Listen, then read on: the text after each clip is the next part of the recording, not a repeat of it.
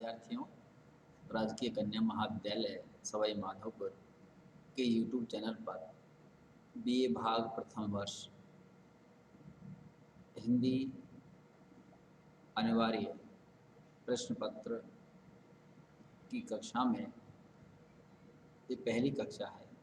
आप सभी का मैं डॉक्टर रविंद्र कुमार मीणा, सहायक आचार्य हिंदी, बहुत बहुत स्वागत करता हूँ। इस पहली कक्षा में हम आपको जो अनिवार्य हिंदी है आपके पाठ्यक्रम में, उस अनिवार्य हिंदी में जो पाठ्यक्रम में क्या क्या है उसे विस्तृत रूप से चर्चा करेंगे और इसकी परीक्षा योजना क्या है उसके बारे में भी आपको जानकारी देंगे।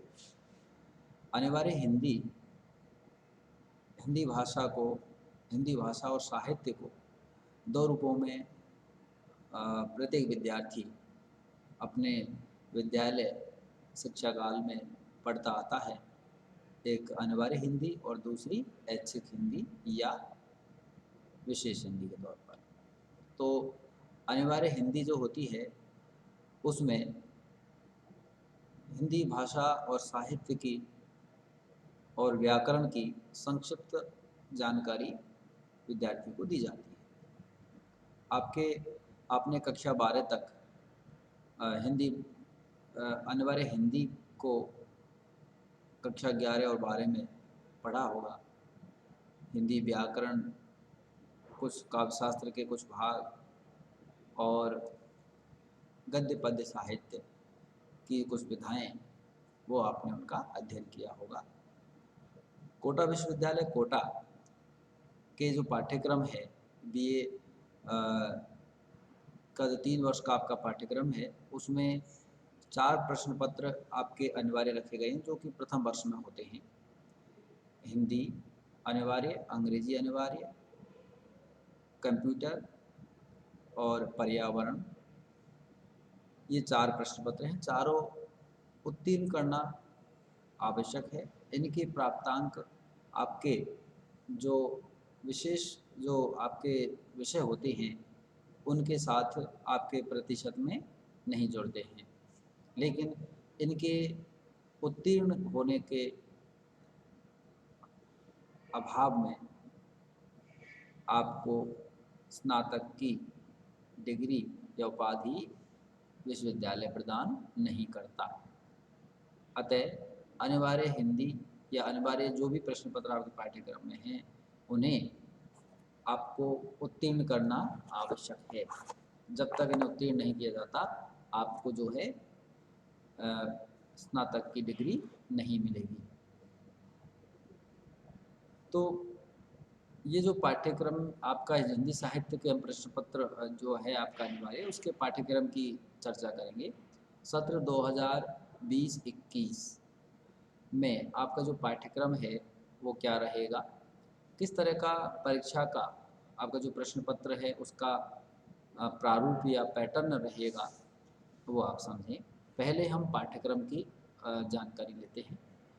पाठ्यक्रम जो है आपका ये 3 भागों में विभाजित है, गद्य भाग, पद्य भाग और व्याकरण।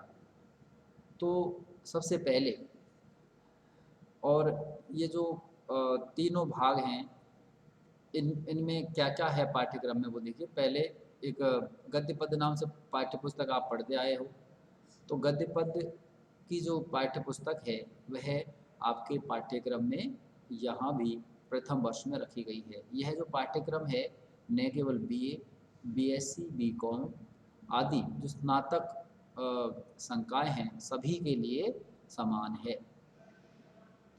तो यहाँ जो पद्य भाग है, पद्य भाग में आपके 11 पद्य रचनाएं जो कि प्रतिनिधि कवि हैं उनकी रखी गई हैं और उन रचनाओं को आप काव्यानंद के साथ में उनका भावार्थ समझें।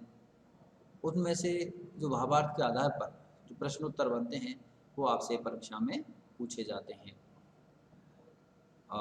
इसमें देखिए आपके जो 11 कौन कौन से कवि हैं और कौन कौन सी कविताएं आपके लिए रखी गई हैं इस प्रश्न पत्र में।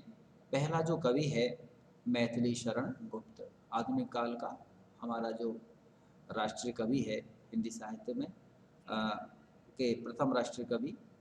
उनकी कविता है नर हो न निराश करो मन को, ये रखी गई है।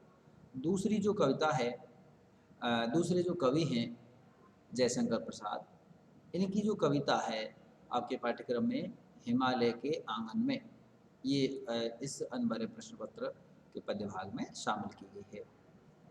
तीसरे जो कवि हैं सूर्यकांत त्रिपाठी निराला, इनकी जो कविता है जागो फिर एक बार, इस कविता ये लंबी कविता है और इसका जो दूसरा भाग है वह आपके पाठ्यक्रम में रखा गया है।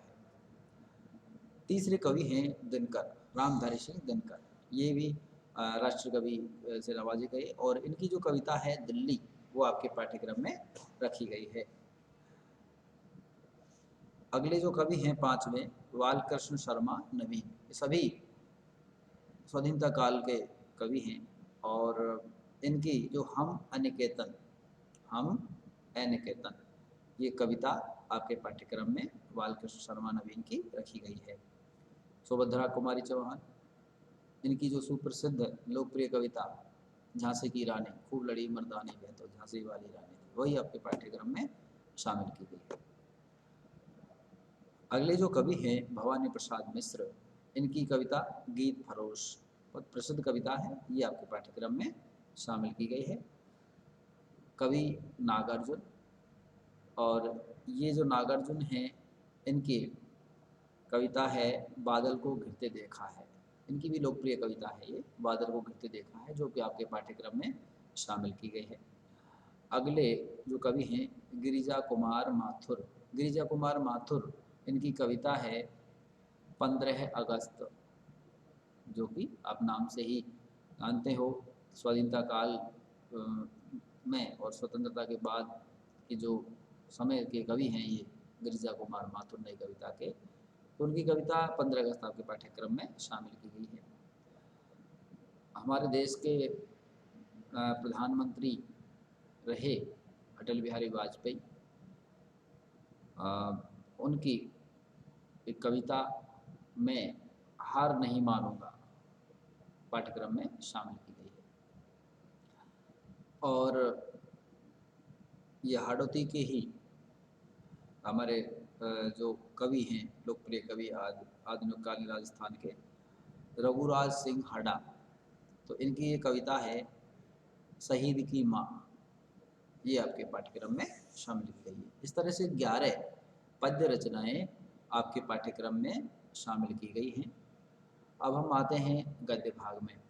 तो गद्य भाग में जो है इनकी गद्य भाग में जो शामिल की गई है रचना, उसमें नाखून क्यों बढ़ते हैं, ये पहली रचना है जो कि एक निबंध है। आचार्य हजारी प्रसाद द्विवेदी इसके लेखक हैं। दूसरा है निबंध वासुदेव शरण अग्रवाल राष्ट्र का स्वरूप। तीसरा है राम वृक्ष वेनीपुरी, राम वृक्ष वेनीपुरी जो है इनका निबंध है गेहूं और गुलाब, लोकप्रिय निबंध है ये भी। कुबेर नाथ राय भवानी शंकर वंदे, ये कुबेर नाथ राय का निबंध है।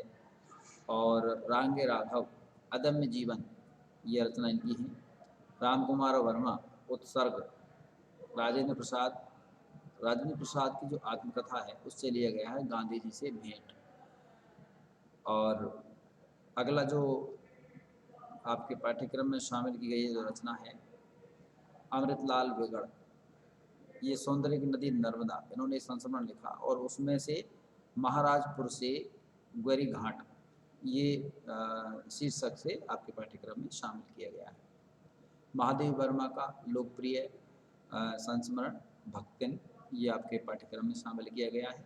और अंतिम जो कवि हैं अंतिम जो लेखक हैं मनहर चौहान, इनकी रचना हिंदी हमारी मातृभाषा है, ये आपके पाठ्यक्रम में शामिल की गई है।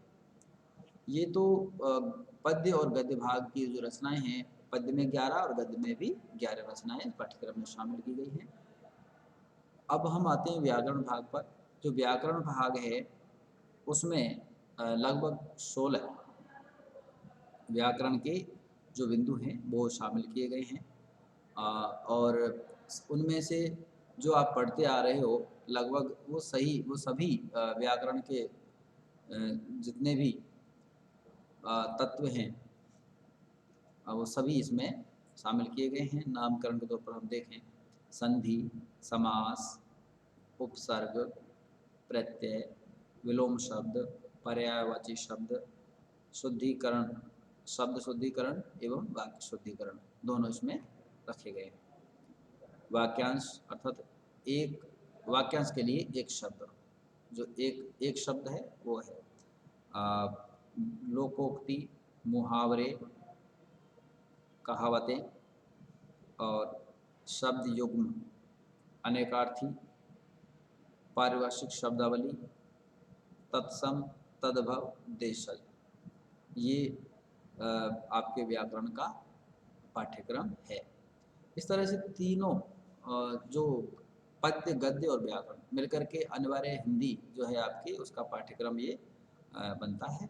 और इस पाठ्यक्रम की जो परीक्षा योजना है वह कोटा विश्वविद्यालय के द्वारा जो निर्धारित की गई है उसमें ये है कि ये जो प्रश्न पत्र है 100 अंक का होगा, और उसमें से जो तीनों मैंने भाग बताए इस प्रश्न पत्र के, इन तीनों भागों के आधार पर 100 अंक इसमें निर्धारित किए गए हैं।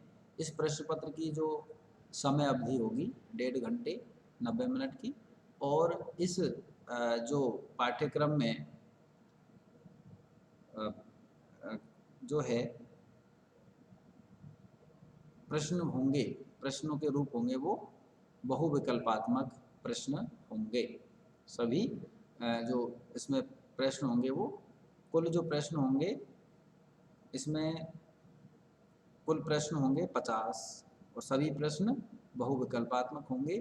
प्रत्येक प्रश्न जो है आपका 2 अंक का होगा।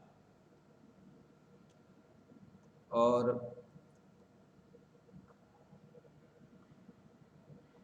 इसके अलावा अब हम ये देखें कि जो तीनों भाग हैं उनमें से कैसे कैसे उनके अंक जो हैं निर्धारित किए गए हैं, कितने अंक का कौन सा भाग रखा गया है। तो जो पद्य भाग है, पद्य भाग से आपके 13 प्रश्न आएंगे, 26 अंक का हो जाएगा। और गद्य भाग से 12 प्रश्न आएंगे, 24 अंक का हो जाएगा। जो व्याकरण भाग है उससे 25 प्रश्न होंगे और यह 50 अंक का होगा। कहने का मतलब जो गद्य और पद्य है वह 50 अंक का और व्याकरण भी 50 अंक का। इस तरह से आपका ये जो पाठ्यक्रम है वो 100 अंक का निर्धारित किया गया है। 50 अंक के प्रश्न होंगे, बहुविकल्पात्मक होंगे, और 1.5 घंटे की समय इसकी जो अवधि होगी 1.5 घंटे होगी।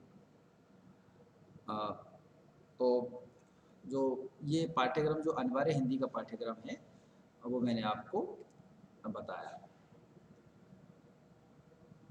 अगली कक्षा में हम जो आगे आपका जो भी विद्यार्थी हिंदी साहित्य के हैं उनके पाठ्यक्रम पर हम चर्चा करेंगे। धन्यवाद।